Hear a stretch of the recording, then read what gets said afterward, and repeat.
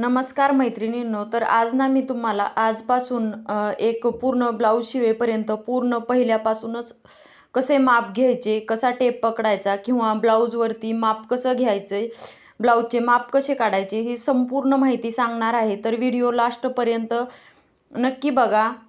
तर हे बघा, व्हिडिओला स्किप करू नका. तर सर्वात आधी ना मी तुम्हाला टेप कसा पकडायचा किंवा कुठल्या साईडनी टेप आपण ब्लाऊजची माप घेत असतो हे लक्षात आणून देते. तर हे बघा, ही जी ऑरेंज कलरची साईड दिसते ना, तर ती साईड ही सेंटीमीटरची असते आणि जी व्हाईट कलरची साईड आहे, हे बघा ही साईड जी आहे तर ही ही आहे इंची टेप आहे. ह्या साईडने इंचावरती आपण मोजतो, 1 इंच 2 इंच असं मोजत असतो आपण. आणि ब्लाऊजची मार्किंग करायला म्हणा किंवा ब्लाऊजचे माप घेण्यासाठी तर पांढऱ्या साईडची इंची टेपची मार्किंग लागते. आणि जी ऑरेंज साईड आहे तर त्या साईडला फक्त आपण ज्यावेळेस ब्लाऊज किती मीटर आहे किंवा किती सेंटीमीटर आहे त्यावेळेस आपल्याला जर गरज असेल तर त्यावेळेस आपण ती साईड टेपची वापरत असतो. तर हे बघा, ही आता सध्या ब्लाऊज शिवण्यासाठी किंवा माप काढण्यासाठी आपल्याला इंची टेपची गरज असते. तर त्याच साईडने इंची टेपच्या साईडने मी तुम्हाला आज ब्लाऊजचे मापच सांगते. तर सर्वात आधी मी सर्व मापे लिहून घेणार आहे. तर सर्वात आधी तर मी लिहून घेते की ब्लाऊजची मापे. तर असं मी वरच्या साईडला लिहून घेतलं आहे. तुम्ही पेन आणि एक वही घेऊ शकता किंवा तुमच्या आवडीनुसार किंवा असा एखादा कागद घेतला तरीसुद्धा चालेल. मी तुम्हाला सांगण्यासाठी एक कागद घेतलेला आहे. तसं हे माप माझ्याकडे वहीमध्ये ऑलरेडी लिहिलेलं आहे.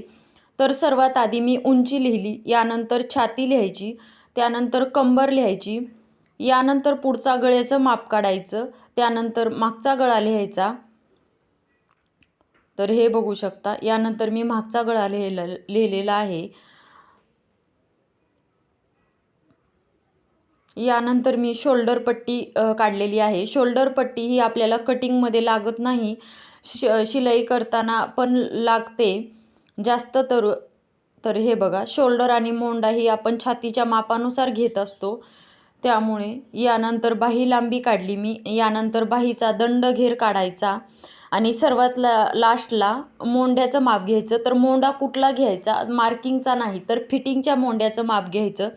ज्यावेळेस आपण ब्लाऊज पूर्ण शिवून झाल्याच्या नंतर फिटिंग ब्लाऊज करत असतो तर त्यावेळेस हा फिटिंगचा मोंड्याचं माप लागतं आपल्याला. तर फिटिंग मोंडा म्हणून मी असं टाकलेलं आहे. तुम्हाला जसं समजेल. तर हे 2 माप जी आहेत, शोल्डर पट्टी आणि फिटिंगचा मोंडा, तर हे ब्लाऊज शिवताना माप लागतं, एवढं लक्षात ठेवा. मी त्याला स्टारसुद्धा केलेलं आहे. यानंतर जी इंची टेपची साईड आहे, तर हे बघा, मी ही अशी साईड घेतलेली आहे आणि ब्लाऊज पीस घेतलेला आहे.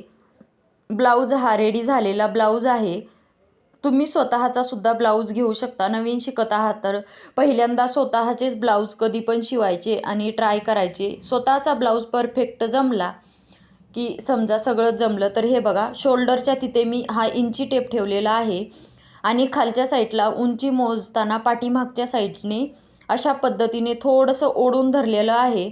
तर आपल्या ब्लाऊजची उंची आलेली आहे 12.5 इंच. तर मी 12 आणि 1/2 असं 12.5 इंचाचं लिहिलेलं आहे पेननी, माप काढलेलं आहे. तर यानंतर आपल्याला काय, छाती मोजायची आहे. तर छाती मोजण्यासाठी मी वरची गुंडी, जे काजे बटन आहे ते बटन लावून घेतलेलं आहे छातीचं माप काढण्यासाठी. तर हे बघा, बटनाच्या साईडने किंवा काजेच्या साईडने मोजू शकता. जी साईड जास्त भरेल तर त्या साईडची छाती कधीही टाकायची. तर हे बघा, मी अशा पद्धतीने दोन्ही साईडचं केलेलं आहे. तर 7.5 एका साईडला 7.25 इंच आलेलं आहे आणि एका साईडला 7.5 इंच आलेलं आहे. मी सध्या तरी 7.5 इंच टाकणार आहे.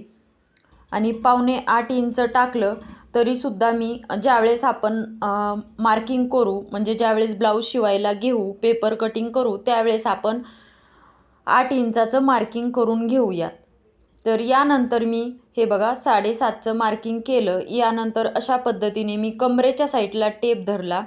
कंबर ही कधीही पूर्ण मोजायची, कंबर, पाठीमागची कंबर अशा पद्धतीने टेप आणि जो ब्लाऊजचा कपडा आहे तो व्यवस्थित पकडत जायचं. आणि अशा पद्धतीने हे बघा, मी कंबर मोजलेली आहे. तर 29ची कंबर आहे आणि पुढे जी एक्स्ट्राची आयपट्टी आपण म्हणजेच बटनाची जी पट्टी बनवलेली आहे तर ती मी सोडून दिलेली आहे पुढची आणि 29 इंचाची आपली कंबर तयार झालेली आहे. यानंतर पुढचा गळा कसा मोजायचा तर तुम्ही तुमच्या आवडीनुसार सरळ टेप धरून असा क्रॉसमध्ये सुद्धा मोजू शकता, पण मी सरळ टेप हा क्रॉसच पकडते कधीही आणि असाच मी मोजते. ज्यावेळेस ब्लाऊज फिटिंग करताना पण असाच मोजते, मग त्यावेळेस बरोबर येतो. जर तुम्ही इथे सरळ पकडाल आणि ज्यावेळेस फिटिंग कराल त्यावेळेस असं क्रॉस पकडाल तर त्यावेळेस असं नाही चालत. तर पुढचा गळा हा 6 इंचाचा आहे अशा पद्धतीने आणि मागचा गळा हे बघा शोल्डरवरती पट्टी ठेवली आणि क्रॉसमध्ये ठेवलेली आहे. तर मागचा गळा हा 7 इंचाचा ब्लाऊजचा आलेला आहे. तर 7 इंच मी ते लिहून घेते. तर यानंतर आपल्याला काय करायचे, शोल्डर पट्टी काढायची, फक्त काढून ठेवायची आहे आपल्याला समजेल यामुळे. तर हे बघा 2.5 आणि पुढे 1 रेष अशी ही शोल्डर पट्टी आहे. तर मी सध्या 2.5च लिहून घेते. फिटिंग करताना ब्लाऊज जवळच ठेवायचा. ब्लाऊज कधीही फिटिंगला ब्लाऊजच वापरायचा फिटिंग करताना. तर बाही लांबी ही 5.25 इंचाची आलेली आहे. तर 5.25 इंच कसं लिहायचं तर सरळ सरळ तुम्ही 5.25 आणि पुढे 7 लिहू शकता, जेणेकरून तुम्ही विसरणार नाहीत. नवीन असाल तर असंच लिहा. लिहिलं का आपण जे लिहिलंय ते काय कोणी बघणारं असं नाही आहे. आपले माप आपल्याला समजले पाहिजेत, अशा पद्धतीनेच तुम्ही ते मापे लिहा. आणि यानंतर दंडघेर आहे. तर हे बघू शकता दंडघेर हा 5.25 इंचाचा आलेला आहे. तर मी अशाला असंच खाली लिहिणार आहे, 1.25 आणि पुढे 5 इंच लिहिणार आहे. आपल्याला जसं समजेल आपल्या भाषेमध्ये सोप्या भाषेत लिहायचं, तरच आपल्याला ब्लाऊज व्यवस्थित जमतो. जर नाही त्यांनी असं लिहिलेलं आहे मग मी पण असं लिहिणार असं नाही. तुम्हाला ज्या भाषेत समजतं, तुम्हाला जसं समजतं तसं तुम्ही लिहा. यानंतर मी काय करणार आहे, फक्त फिटिंगचा मोंडा बघणार आहे, चेक करणार आहे. जर तुमच्याकडे ब्लाऊज नसेल तर फिटिंग टाकताना तुम्हाला प्रॉब्लेम होऊ नये म्हणून फिटिंगच्या मोंड्याचं सुद्धा मी माप काढून घेते लगेच. तर 5.25 इंचाचा फिटिंगचा मोंडा आलेला आहे. तर मी पुढे तसंच लिहिणार आहे, 5.25 इंच फिटिंगचा मोंडा लिहिलेला आहे. तर अशा पद्धतीने हे बघू शकता मी सर्व मापे काढलेले आहेत. छाती, उंची, कंबर, पुढचा मागचा गळा, शोल्डर पट्टी, बाही लांबी, दंडघेर, फिटिंग.